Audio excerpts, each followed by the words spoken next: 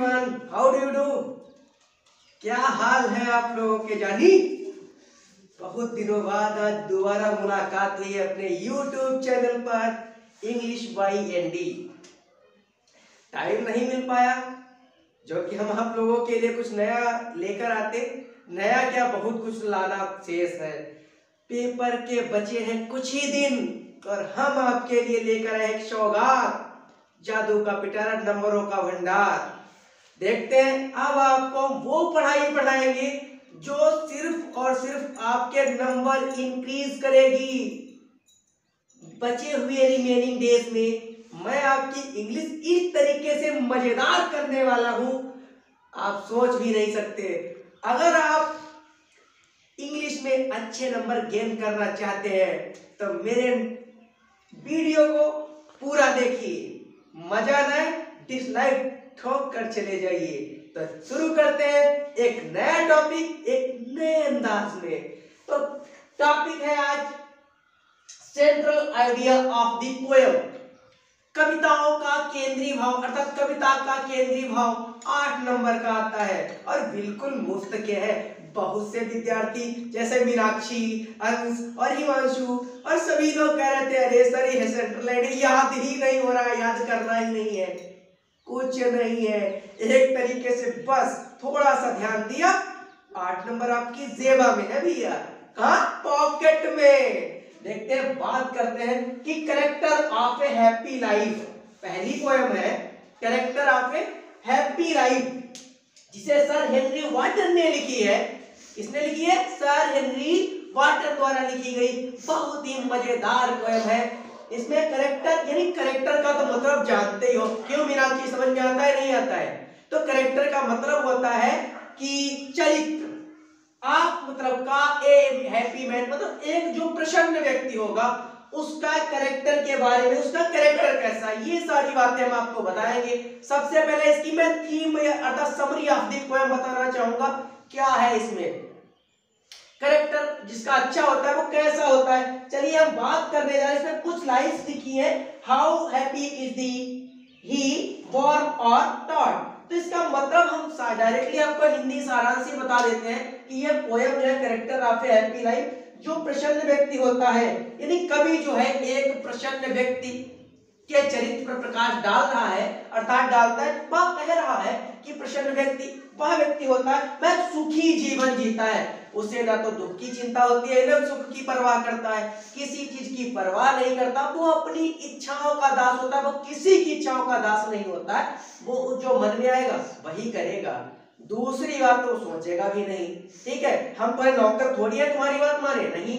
वो दूसरों को हर्ट भी नहीं करता, वो पैसे के पीछे भी नहीं दौड़ेगा कि दिन रात। आदमी क्या करता है आजकल का आदमी क्या कर रहा है, पहले तो धन कमाने के लिए उसके पीछे दौड़ता है, अपना शरीर खराब कर लेता है, दिन रात शाम और टिल नाइट तक कार्य करेगा, फिर बीमार पड़ जाएगा, फिर वो पैसा जो कमाएगा वो अपने स्वास्थ्य पर लगा देगा। तो वो सुखी जो व्यक्ति होता है वो क्या कर रहा है कि वो इतना करता है कि वो पैसे के पीछे नहीं दौड़ेगा, वो सुकून देखता है। उसका जो मन, वो किसी को धोखा भी नहीं देगा, वो किसी को हानि भी नहीं पहुंचाता है। बहुत ही मजेदार ये व्यक्ति होता है, ये कभी भी मृत्यु से डरता नहीं है, मृत्यु की परवाह नहीं करता है। ठीक, और ये प्रसन्न व्यक्ति होता है अपनी अंतर आत्मा की पुकार पर कार्य करता है, जो इसकी अंतर आत्मा कहती है या वही करता है। और इस दूसरी बात ये है कि he does not convey a person who has become famous by chance for by unfair means. He follows the path of virtue. अर्थात कहने का मतलब ये है यहाँ पर कि जो प्रसन्न व्यक्ति होता है ये गॉड फियरिंग भी है और भगवान का हर जो भी हमें प्राप्त हुआ है यहाँ इस धरती पर सब भगवान का दिया हुआ गिफ्ट ही तो है। भगवान ने पुरस्कार दिया है और भगवान जो है और वो केवल भगवान से डरता है और उसका धन्यवाद भी करता है। जिसके सच्चे फ्रेंड, जिसके सच्चे दोस्त जो होते हैं वो अच्छी किताबें होती हैं। हम कह सकते हैं वह असफलता और असफलता की परवाह ही नहीं करता है, वह स्वयं का मालिक भी होता है। यद्यपि उसके पास थोड़ी सी भी जमीन नहीं होती है फिर भी वह बहुत बड़ा जमींदार अपने आप को समझता है। और दूसरी चीज, और वह उसमें संतुष्ट होता है जो कुछ उसके पास है। तो अब हमने आपको ये इसकी थीम बताई, समरी बताई, तो अब हम आपको बताएंगे कि इसका सेंट्रल आइडिया लिखना कैसे लिखना है। तो हम आपको केवल और केवल 10 सेंटेंस बताएंगे। अंश भैया कितने सेंटेंस बताएंगे? 10 सेंटेंस बताएंगे जो हिंदी से इंग्लिश करवा देंगे। 10 सेंटेंस हिंदी में लिखेंगे, उनका ट्रांसलेशन आपको बता देंगे, वो एक तरीके से वाक्य हो जाएंगे। वाक्य बनाना तो आप लोगों ने सीखा ही होगा, नहीं सीखा है? अरे बता दो कुमकुम, नहीं बोलना, शर्म आ गई। अच्छा मीनाक्षी तुम बता दो, तुम भी नहीं होता छाया तुम तो बता दो। सबको शर्माती है। वीडियो क्या रख दिया सामने, कैमरा क्या हुआ कि बोलना ही नहीं रहे? तुम लोगों की तस्वीर थोड़ी आएगी, क्यों गलत क्या रहे हैं? तुम भी नहीं बोलोगे, मान गए सभी को। तो आज हम आपको 10 सेंटेंस बताएंगे कि कैसे आपको सेंट्रल आइडिया करनी है। ये सेंट्रल आइडिया 100% इस बार पेपर में आनी ही आनी है। तो शुरू करें प्लीज भैया, ध्यान दीजिए थोड़ा। तो हमने जैसे बता दिया आपको कि 10 सेंटेंस ही बताएंगे सिर्फ, क्योंकि हमें आपको character of a happy life का सेंट्रल आइडिया बताना है। गलत तो नहीं करा मीनाक्षी? अरे कोई दिक्कत ही नहीं है, सिर्फ सिंपल सी बात है। किसी भी पोयम का जब हम सेंट्रल आइडिया लिखेंगे तो सबसे पहले उस पोयम का नाम डालेंगे और उसे किस कवि ने लिखा है ये बताना जरूरी होता है। समझ रहे हैं आप लोग? तो क्या करेंगे, जैसे हमने आपको 10 सेंटेंस बताने हैं, तो 10 सेंटेंस में सबसे पहले हम क्या करेंगे कि हमने हिंदी लिख रखी है कि the character of a happy life कविता सर हेनरी वाटन के द्वारा लिखी गई है। तो ये हिंदी में लिखा समझने के लिए आपको, तो पूरा ऐसा जैसा लिखा है इसको तो ज्यादा ट्रांसलेट करना नहीं है, कुछ नहीं करना है। यहाँ पे ये सेंटेंस में ध्यान से देख लो, सभी नोट करना है नोट कर लो। Character of a happy life कविता सर हेनरी वाटन के द्वारा लिखी गई है। तो हमें क्या करना है, इसको इंग्लिश ट्रांसलेट करना है। तो यहाँ पे क्या करेंगे, यहाँ पे थोड़ा इरेज कर दिया हमने कविता को, लाइफ पोयम, क्या लिखेंगे पोयम, और यहाँ पे लिखेंगे वाज, वाज कर दिया, और यहाँ पे थोड़ा बढ़ा देंगे रिटेन, रिटर्न सॉरी रिटर्न ठीक नहीं रहेगा, यहाँ पे हम कर देंगे सॉरी यहाँ पे रिटर्न ठीक नहीं रहेगा, हम कर देंगे कंपोज।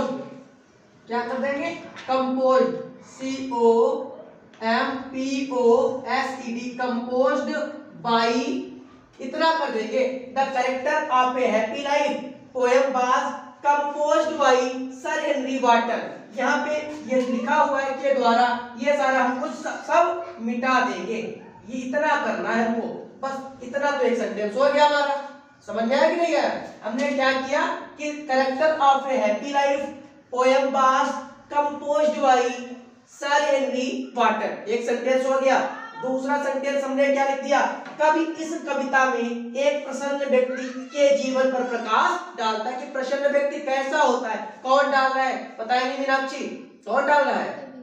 बहुत अच्छी बात है, एक प्रसन्न कवि, कवि को इंग्लिश में कहते हैं, आप लोग इंटर के स्टूडेंट हैं, आपको तो ये सब आना चाहिए।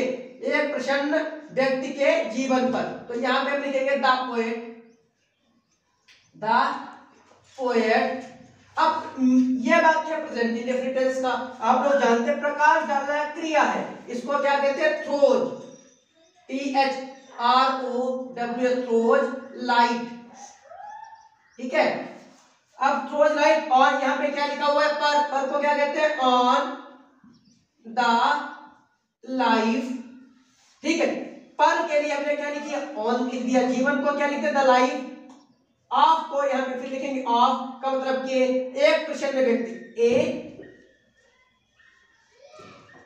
Happy man. क्या सेंटेंस हो गया?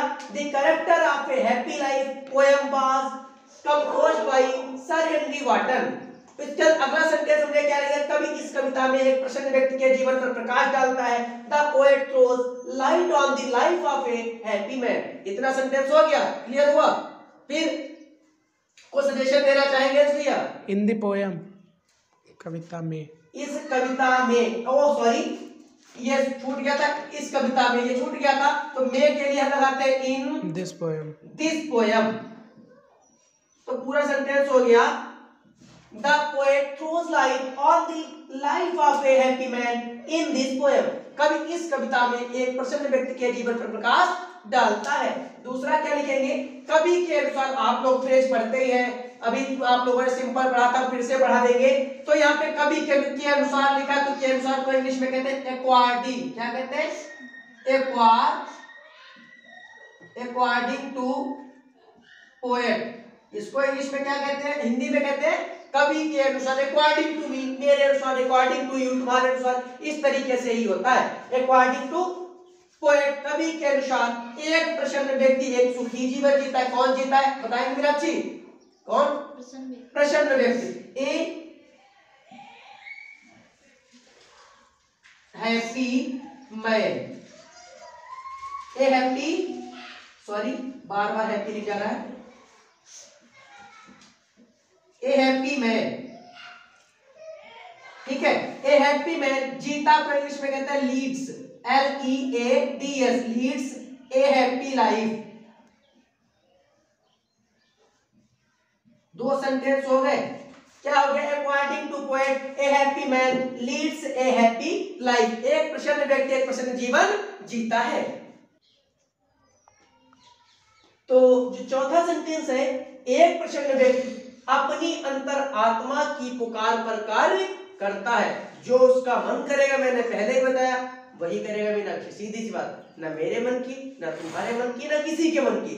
मन होगा तो वो करेगा, मन होगा तो नहीं करेगा। कौन? किसकी बात की जा रही? एक प्रसन्न व्यक्ति। तो क्या लिखेंगे? ए हैप्पी मैन। अब यहाँ पे लिखा है कार्य करता है। कार्य करता को एक्ट भी कहते हैं, वर्क भी कहते हैं। तो हमने लिख दिया एक्ट्स। ठीक है, कार्य करना को हमने क्या लिखा? Acts on the call. क्या लिखेंगे? On the, on to the call कर दो, बहुत अच्छा रहेगा। On to the call of his. ठीक, अपनी अंतरात्मा को क्या कहते हैं? कंसाइंस कहते हैं। क्या कहते हैं? SCIENCE, conscience. क्या कहते हैं? कंसाइंस। अर्थात क्या बन गया? A happy man acts on to the call of his conscience. एक प्रसन्न व्यक्ति अपनी अंतर आत्मा की आवाज पर कार्य करता है। अगला सेंटेंस क्या बात? धन के पीछे नहीं दौड़ता है। तो क्या लिखेंगे? ही डज नॉट, दौड़ना को रन कहते हैं, रन आफ्टर द मनी। ये सेंटेंस में he does not run after the money. अगला सेंटेंस है कि बात किसी को हार्म नहीं पहुंचे। He does not harm anyone. वह किसी को हानि नहीं पहुंचाता है। अगला भाग मृत्यु से नहीं डरता है। तो क्या लिखेंगे? He does not fear of death. ठीक है, he does not fear of death ये कर देंगे। वह भगवान से डरता है। ही फियर्स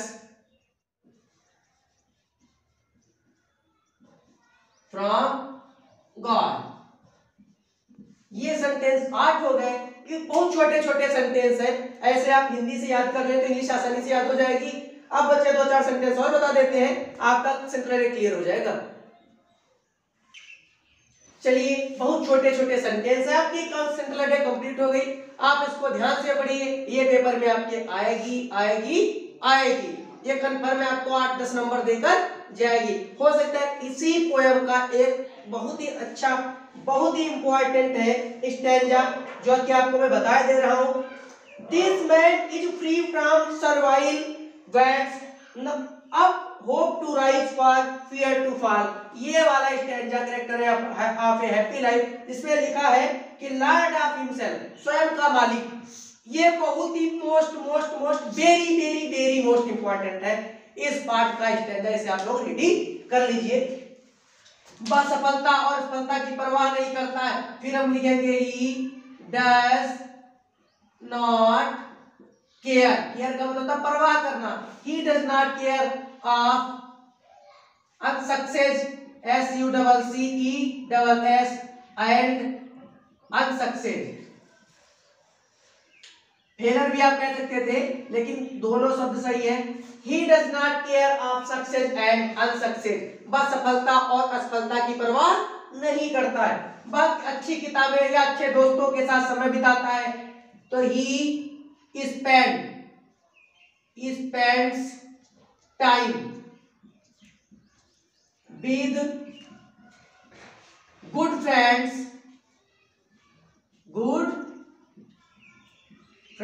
or good books। जो अच्छा व्यक्ति होता है, जो character of a happy man है, वो कैसा क्या करता है, वो अच्छे दोस्तों अथवा अच्छी किताबों के साथ अपना समय बिताता है। वह स्वयं का मालिक होता है।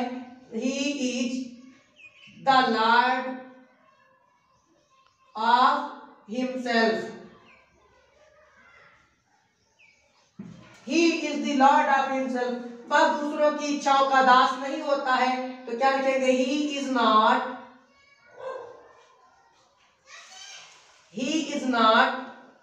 स्लेव, मतलब दास। He is not slave of others will. वह दूसरों की इच्छाओं का दास नहीं होता है, वह उसमें संतुष्ट होता है जो कुछ उसके पास है। He is satisfied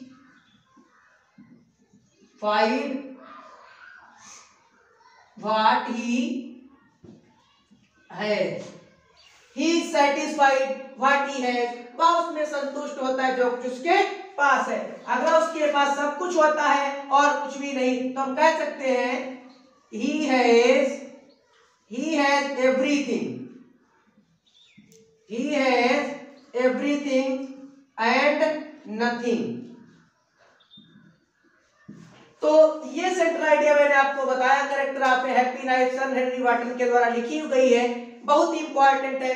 अगर आप लोग इस सेंट्रल आइडिया को तैयार कर लेते हैं तो आपके इस बार बोर्ड एग्जाम में 10 नंबर पक्के, 10 क्या 18 नंबर भी हो सकते हैं। हमने सुना है कि हमें जहां तक हमारा नजरिया है, अगर देखा जाए तो इस बार बोर्ड परीक्षा में इस पार्ट से ये जो हमने बताई है this man is free from survivals, ये वाली जो स्टैंजा जो है आपका लास्ट वाला स्टैंजा इस बार पोएम का है, वो एक्सप्लेनेशन के लिए आ सकता है। तो आप धन्यवाद जो आप हमारे चैनल को पूरा देखेंगे, चैनल को सब्सक्राइब कर दीजिए, लाइक करिए। अगर आपको चैनल नहीं समझ में आ रहा है, कुछ चीज ऐसी चीज पढ़ाई गई जो आपके समझ में ना आई हो, आप कमेंट बॉक्स में जाके कमेंट कीजिए, मैं उस चीज को बेहतर तरीके से आपको बताने का प्रयास करूंगा। Thanks for watching.